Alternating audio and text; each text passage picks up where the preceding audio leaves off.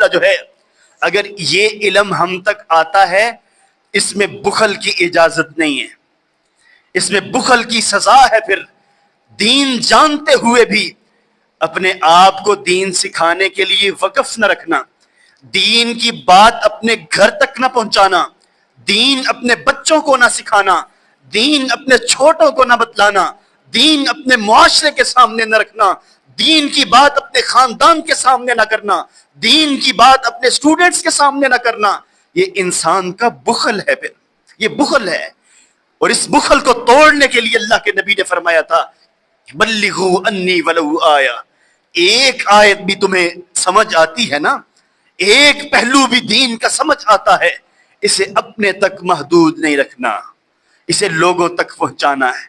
علم بانٹنے سے بڑھتا ہے، اور بانٹنے والے کے اندر صلاحیت کیا ہونی چاہیے، علم سکھانے والے کی ذمہ داری کیا ہونی چاہیے۔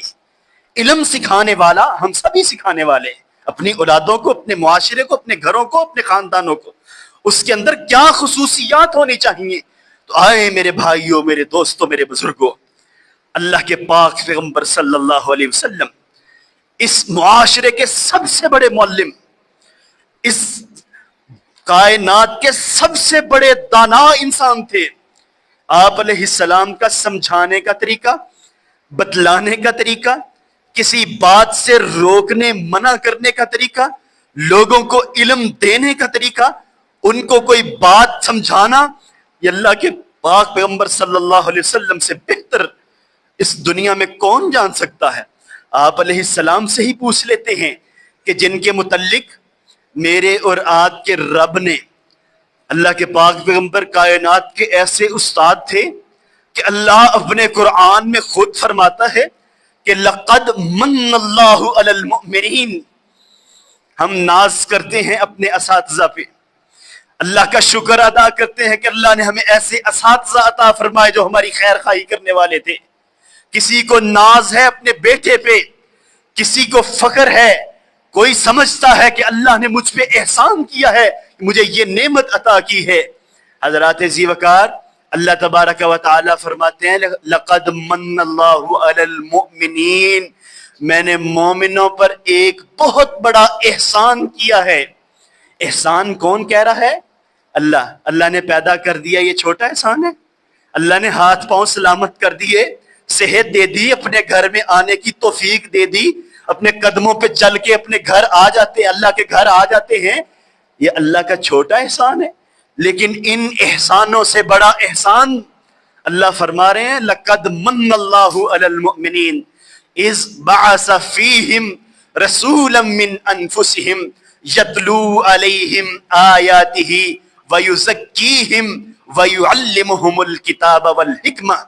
میں نے مومنوں پر یہ احسان کیا ہے کہ ان میں سے ان کے درمیان ایک پیغمبر بھیجا، بعث فیہم رسولا، رسول بھیجا، یتلو علیہم آیاتہ، وہ ان کو میری آیات پڑھ پڑھ کے سناتا ہے، ویزکیہم، وہ میرے بندوں کو پاک کرتا ہے گناہوں سے، ویعلمہم الکتاب والحکمہ، اور وہ میرے بندوں کو علم دیتا ہے کتاب کا اور حکمت کا۔ یہ میں نے احسان کیا ہے کہ میں نے مومنوں کا اس استاد امام کائنات جناب محمد الرسول اللہ صلی اللہ علیہ وسلم کو بنایا۔ حضرات ذی وقار، یہ اللہ کا بہت بڑا احسان ہے کہ اللہ نے آپ علیہ السلام کو امت محمدیہ کا استاد بنایا۔ اللہ اس احسان کا تذکرہ ہمارے سامنے قرآن مجید میں فرما رہے۔ آپ علیہ السلام کا طریقہ تدریس کیا ہوتا تھا؟ سمجھانے کا، بات کرنے کا، اپنے تلامذہ کے ساتھ، اپنے شاگردوں کے ساتھ، اپنے مخاطبین کے ساتھ۔ آپ علیہ السلام میرے اور آپ کے پیر و مرشد امام کائنات، وہ کس طرح بات کیا کرتے تھے؟ اللہ اکبر۔ حضرت ابو جحیفہ فرماتے ہیں، ابن حبان 7293 نمبر حدیث ہے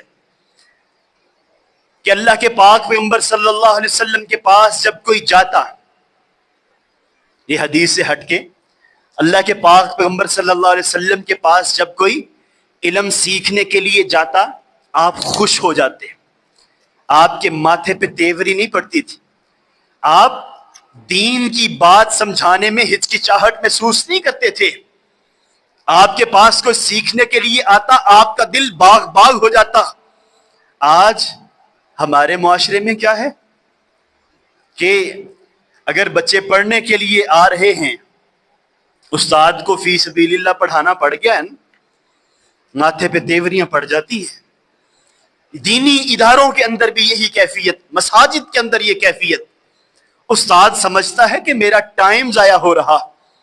اسی طرح اسکولوں کالجوں میں بھی, جہاں پہ یونیورسٹیوں میں, جہاں کو اضافی ٹائم دینا پڑ جائے یا فیس کے علاوہ کسی کو پڑھانا پڑ جائے, کو 4 بچے بیٹھ جائیں آ کے لیکچر کے اندر, تو وہ طبیعت پہ گراں گزرنا لگ جاتا ہے ماسٹر صاحب کے, پروفیسر صاحب کے, قاری صاحب کے, عالم صاحب کے, کہ یہ کیا ہو گیا, یہ تو میری ڈیوٹی نہیں ہے, میری ذمہ داری نہیں ہے. اللہ کے پاک پیغمبر کا یہ انداز نہیں ہوا کرتا تھا.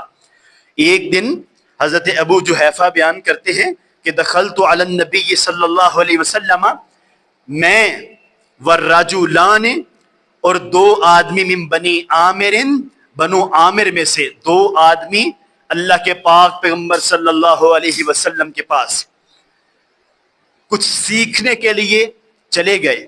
آپ علیہ السلام اپنے گھر میں ہیں, ہم نے گھر کی دستک دی, دروازہ کھٹکھٹایا. فقال من انتم, اللہ کے پاک پیغمبر صلی اللہ علیہ وسلم باہر نکلنے سے پہلے پوچھ رہے ہیں کہ کون ہو تم, کون آیا ہے میرے دروازے پہ. تو حضرت ابو جحیفہ کہتے ہیں میں نے کہا فَقُلْنَا مِن بَنِي عَامِرٍ, اللہ کے نبی میں اور بنو عامر میں سے ہم آپ کے پاس 3 افراد کچھ سیکھنے کے لیے آئے ہیں. آپ علیہ السلام نے یہ نہیں کہا کہ میرے سونے کا وقت تھا تم کیوں آ گئے. آپ علیہ السلام نے یہ نہیں کہا کہ منو سارا دن آہے کام میں سارا دن یہی نوکری کرتا رہوں, کہ آپ جس ٹائم چاہیں فون کر لیں, جس ٹائم چاہیں. یہی انداز ہوتا ہے نا ہمارے معاشرے میں, جس ٹائم آپ کہیں ہم آپ کے لیے تیار ہوں, ہمیشہ کوئی وقت رکھ لیں, کوئی وقت مقرر کر. اللہ کے نبی نے یہ نہیں فرمایا. آپ علیہ السلام نے فرمایا مرحبا بکم انتم منی, میں تمہیں خوش آمدید کہتا ہوں, تم تو میرے اپنے ہو. آؤ محمد رسول اللہ صلی اللہ علیہ وسلم سے سیکھو, جو سیکھنا ہے میں تمہیں سکھانے کے لیے آیا. حضرات ذی وقار, یہ انداز آپ علیہ السلام کا, جس وجہ سے اللہ نے کہا کہ میں نے تم پہ احسان کیا ہے یہ استاد تمہیں دے کر کے. ہماری بھی یہی تربیت ہونی چاہیے جو رسول اللہ صلی اللہ علیہ وسلم نے فرمائی. اللہ اکبر. آگے چلیے, دوسری بات صحابہ بیان کرتے ہیں. سنن نبی داؤد کی 1108 نمبر حدیث, حضرت سمرہ بن جندب رضی اللہ تعالی عنہ وہ بیان کرتے ہیں کہ اللہ کے پاک پیغمبر صلی اللہ علیہ وسلم جب کچھ سکھاتے نا, جب کوئی دین کی بات فرماتے تو صحابہ سے کہتے میرے قریب قریب ہو جاؤ. یہ اللہ کے نبی کا طریقہ, آپ علیہ السلام کی سنت, ممبر سے دور جا کے نہیں, قریب ہو کے بیٹھنا. آپ علیہ السلام نے اس کی ترغیب دی ہے. اگر اگلی صفوں میں جگہ ہو نا تو پھر کوشش کریں اگلی صفوں میں آ جائیں شاہ رخ صاحب. اگر اگلی صفوں میں جگہ ہو, کم از کم حدیث جب سن رہے ہیں اس وقت تو کوشش کریں نا کہ اگلی صف میں اگر جگہ ہے تو ممبر کے قریب آپ علیہ السلام فرماتے کہ میرے قریب ہو جاؤ. اللہ اکبر. حضرت سمرہ بن جندب کہتے ہیں کہ احضروا الذکر, اللہ کے پاک پیغمبر صلی اللہ علیہ وسلم نے فرمایا کہ ذکر کی مجلس میں حاضر ہوا کرو.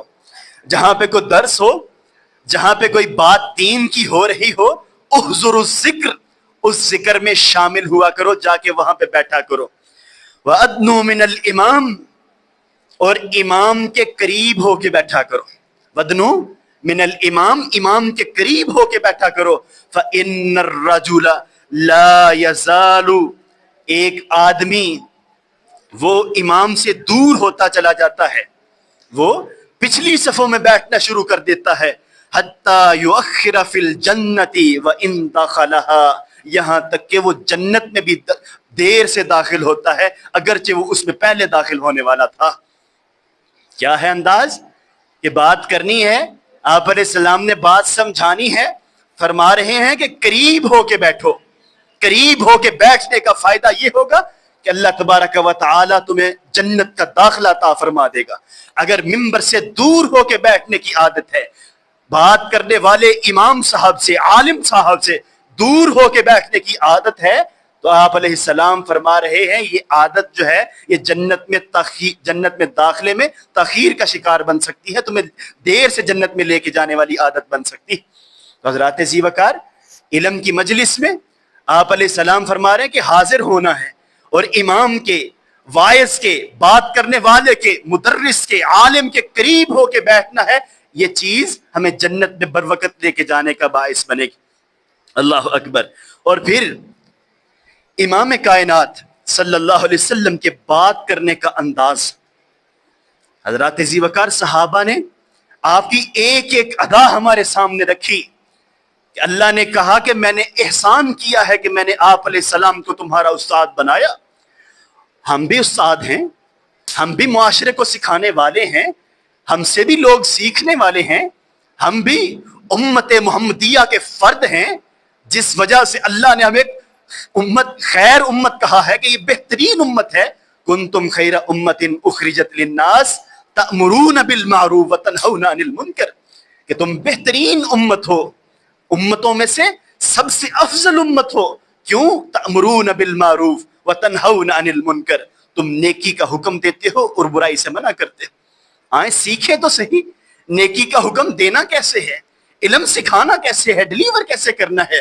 آپ علیہ السلام کا طریقہ کیا تھا لوگوں کو سمجھانے کا، لوگوں کو دین بتلانے کا، لوگوں کو برائی سے منع کرنے کا، آپ کا انداز کیا ہوتا تھا؟ اللہ اکبر۔ بخاری شریف کی حدیث ہے، حضرت عمر بن ابی سلمہ رضی اللہ تعالی عنہ، عمر بن ابی سلمہ بیان کرتے ہیں، 5376 نمبر حدیث ہے۔ عمر بن ابی سلمہ کہتے ہیں کہ کنت غلامن، میں بچہ تھا، چھوٹا سا بچہ تھا، آپ علیہ السلام کی مجلس میں شامل رہتا۔ جب میں کھانا کھاتا تو میرا ہاتھ پرات کے اندر، تھال کے اندر، بڑے برتن کے اندر گردش کرتا تھا، میں ہاتھ ادھر ادھر سے مار کے کھانا کھاتا۔ انداز، علم نہیں تھا، پتہ نہیں تھا۔ آپ علیہ السلام ایک دن مجھ سے مخاطب ہوئے، یا غلام سم اللہ کل بیمینک کل مما یلیک۔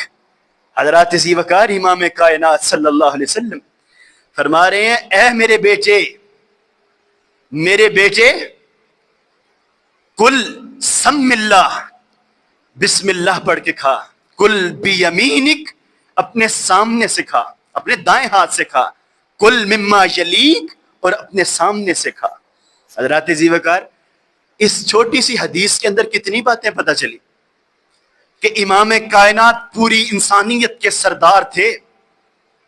آپ کے سامنے جو تھال پڑا ہوا ہے اس میں سے چھوٹے بچے بھی آپ کے ساتھ کھانے میں شامل تھے۔ پروٹوکول نہیں تھا، بادشاہوں والی بات نہیں تھی کہ غریب غربا کو قریب بھی نہیں لگنے دینا۔ اور پھر وہ بچہ غلطی کر رہا ہے، یا غلام، پڑھ کے تو دیکھیں کتنے یہ پولائٹ الفاظ ہیں، کتنے سنجیدہ شائستہ الفاظ، کہ اے میرے بیٹے، میرے بچے، دائیں ہاتھ سے کھاؤ، بسم اللہ پڑھ کے کھاؤ، اپنے سامنے سے کھاؤ۔ تربیت کا یہ انداز، اللہ اکبر۔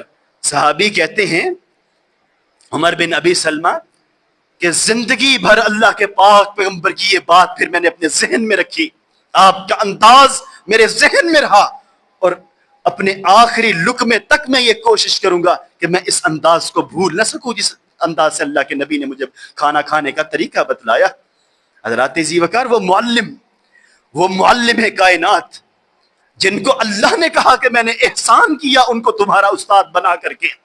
حضرت انس رضی اللہ تعالیٰ عنہ کہتے ہیں کہ میں نے 10 سال اللہ کے پاک پیغمبر صلی اللہ علیہ وسلم کی خدمت میں گزارے، چھوٹا سا بچہ تھا، میری والدہ آپ کی خدمت میں دے گئی کہ اللہ کے نبی، یہ آپ کا بیٹا انس آپ کے کام کیا کرے گا۔ اللہ اکبر۔ انس کو آپ علیہ السلام کام بھیجتے، چھوٹا بچہ تھا، جا کے کھیلنے لگ جاتے۔ آپ علیہ السلام انتظار میں بیٹھے ہوئے کہ انس کو فلاں چیز لینے کے لیے بھیجا تھا، باہر آتے، آ کے دیکھتے کہ انس بچوں کے ساتھ بیٹھے کھیل رہے۔ میرے بزرگوں، اللہ کے پاک پیغمبر کے ماتھے پہ تیوری نہیں پڑتی تھی. سمجھانے کا انداز، بتانے کا انداز اس طرح ہوتا کہ انس سمجھ بھی جاتے اور سیکھ بھی جاتے کہ امام کائنات کیا سکھانا چاہ رہے. حضرت انس بیان کرتے